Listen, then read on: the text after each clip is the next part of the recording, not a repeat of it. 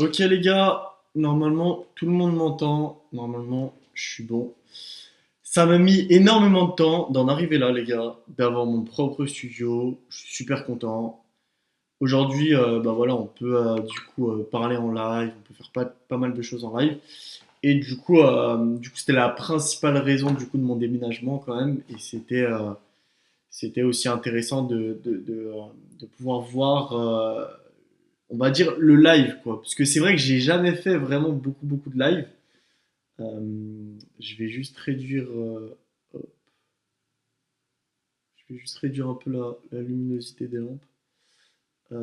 Oh les gars, c'est trop bien. La technologie, je vous jure les gars, c'est trop bien. Là, j'ai vu hier d'ailleurs Elon Musk qui a fait un truc de fou. Euh, donc les robots Tesla. C'est vraiment révolutionnaire. C'est révolutionnaire. J'ai jamais vu ça. Est-ce qu'on en parle, les gars? Tu peux parler au robot. C'est incroyable. Tu peux parler au robot, tu peux lui dire des trucs, tu peux le checker, tu peux faire un pierre feuille ciseaux avec lui, tu peux jouer avec lui. Mais imaginez dans 20 ans. Là, on a déjà des robots. Moi, j'ai 23 ans, il y a déjà des robots sur Terre. Imaginez, dans 20 ans, les gars, moi je vous jure, le futur, ça va être n'importe quoi. C'est soit en fait ça va partir vraiment dans le truc apocalyptique.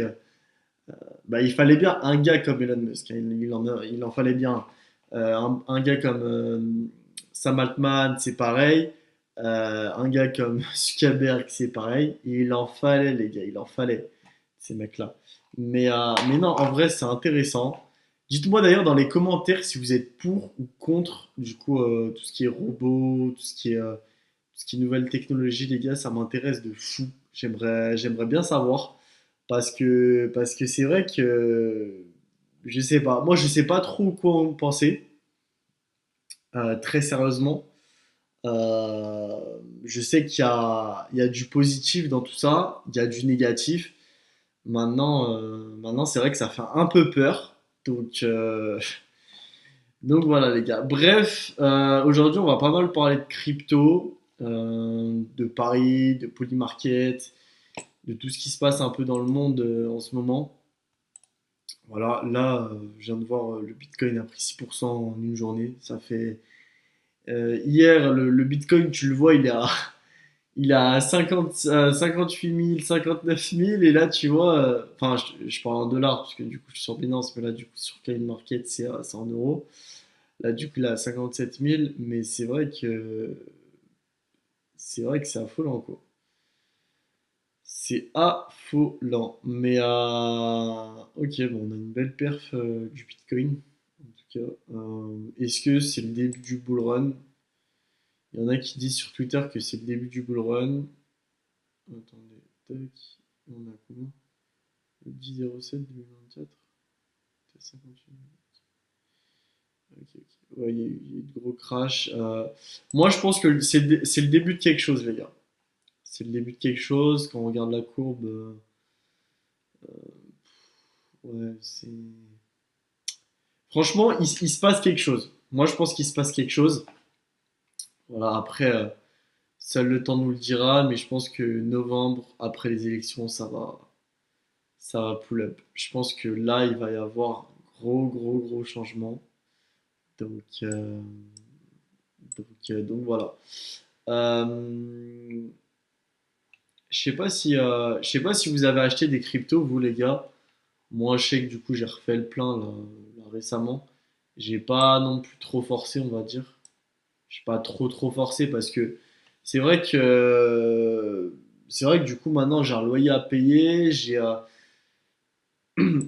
énormément de choses à payer, j'ai mon caméraman du coup avec qui je bosse, on a des frais sur le matériel, j'ai tous les logiciels, j'ai des boutiques, enfin bref. Du coup heureusement qu'on fait pas mal de chiffres, mais ouais. En tout cas, comme je vous dis, il y a pas de dépenses inutiles. Il n'y a pas de dépenses inutiles, hormis une lampe que j'ai achetée 300 euros juste derrière. Attendez, je sais pas si on va la voir juste ici. Voilà. Une lampe que j'ai achetée 300 euros, les gars. 300 euros. mais non, en vrai, je kiffe. Moi, en fait, je suis quelqu'un. En fait, je suis quelqu'un. Je suis grave sur les émotions, les gars. En gros, bah là, pour vous dire un truc, hein, j'ai rencontré une fille là où je travaille. Je lui ai pris son numéro. Je lui ai pris son numéro comme ça, hein. Comme ça, hein. Ça a été limite le coup de foudre. Et en fait, moi, je suis très à l'aise sur le fait de en fait, j'ai confiance en moi. Quand tu as confiance en toi, tu peux te permettre des choses que les personnes qui n'ont pas confiance en eux ne peuvent pas faire. Et c'est pour ça que moi, en termes de risque to reward, je sais que je suis capable du pire comme du meilleur. Et c'est pour ça que je me rassure dans le sens où, bah, vu que j'ai confiance en moi, vu que voilà, j'aspire à réussir, j'aspire à la réussite, je suis bon avec les femmes, je suis bon dans ce que je fais, dans ce que j'entreprends. Franchement, je le sais, je le vois, je suis bon. Voilà, même si, s'il y a des personnes qui se permettent de critiquer, des personnes qui se permettent de dire, bah, ok, si tu me trouves nul, pense-le. T'as le droit de le penser. Et peut-être que je suis pas bon de partout. Euh, voilà, je fais des trucs, mais franchement, les gars, je me rétame. Je me rétame. Si vous savez le nombre de fois où je me rétame, je mange des litiges. Il y a plein de choses que vous ne voyez pas, que je ne mets pas sur les réseaux sociaux, parce que du coup, j'ai pas envie que. Euh, c'est comme Xavier Niel qui dit bah voilà, moi, sur 100 business, il y en a peut-être 99 qui échouent. Le dernier, c'est je sais qu'il va réussir, quoi. Je sais qu'il va réussir parce que j'en ai échoué 100 avant. Mais en fait, c'est ça que vous voyez pas, les gars. Et voilà. En tout cas, en termes de business, à l'heure d'aujourd'hui, putain, le Solana est là.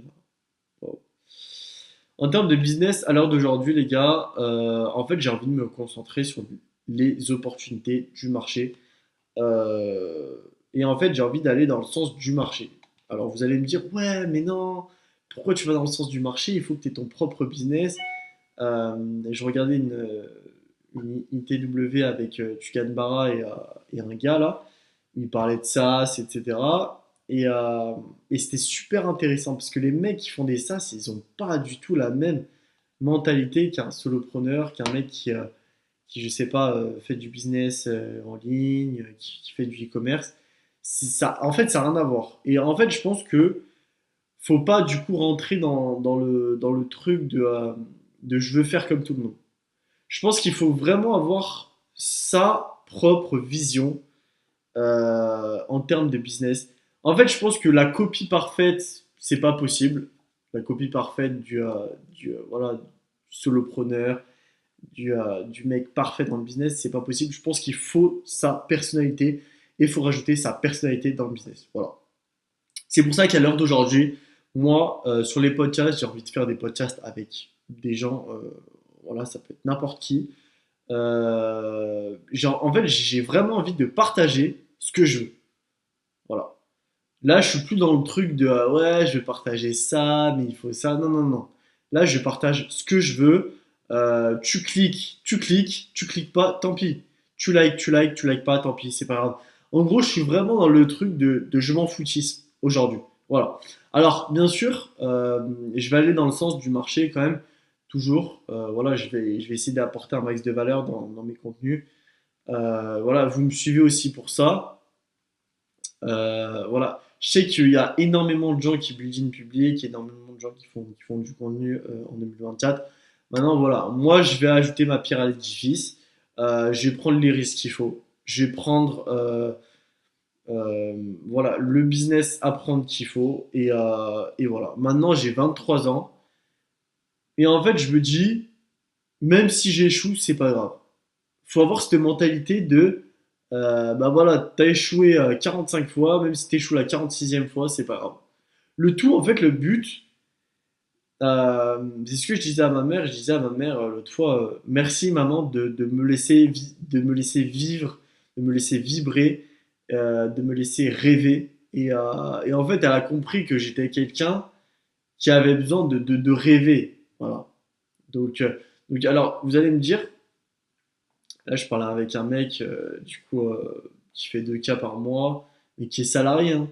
Et en fait, le mec, il me dit, ouais, mais moi, je suis tranquille, j'ai ma petite vie, j'ai ma petite routine, ça me suffit. Je travaille mes 35 heures, je rentre chez moi à peinard, et j'ai mes 2000 € par mois. En fait, je me demande comment, à toutes ces personnes-là, 2000 € par mois, 2005, 3000, 3005, 4000, 4005, ça peut leur suffire. Et en fait, je me suis dit, bah en fait, les gens, ils sont habitués à vivre un certain rythme de vie. Donc tu vas me dire, ouais, mais en fait,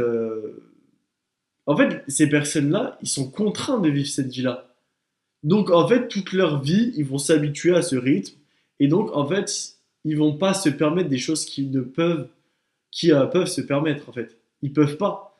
Par exemple, acheter un sac Louis Vuitton, un sac Birkin Hermès, des Chypres, des Hugs, un stylo Montblanc, un micro, je sais pas, une lampe à 300 €. Ils ne peuvent pas se permettre ce genre de choses.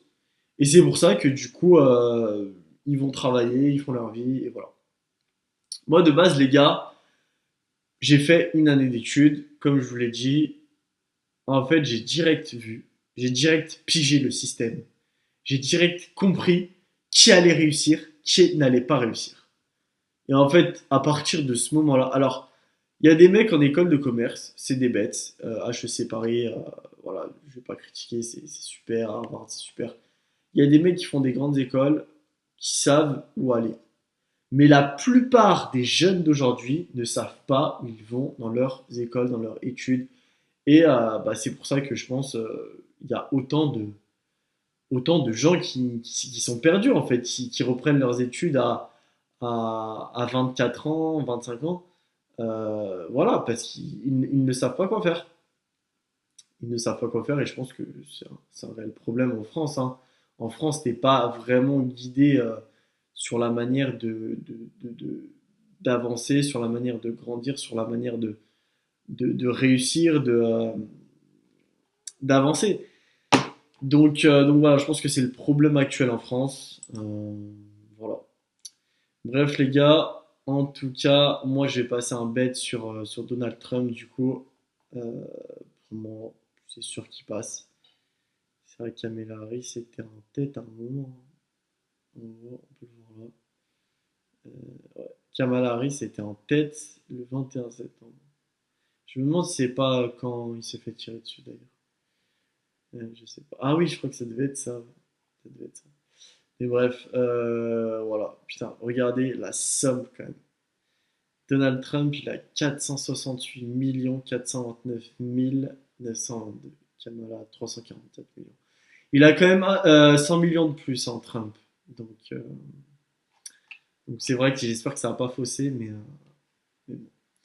Voilà les gars, n'hésitez pas à vous abonner, à liker si vous avez kiffé, et à bientôt pour une prochaine vidéo.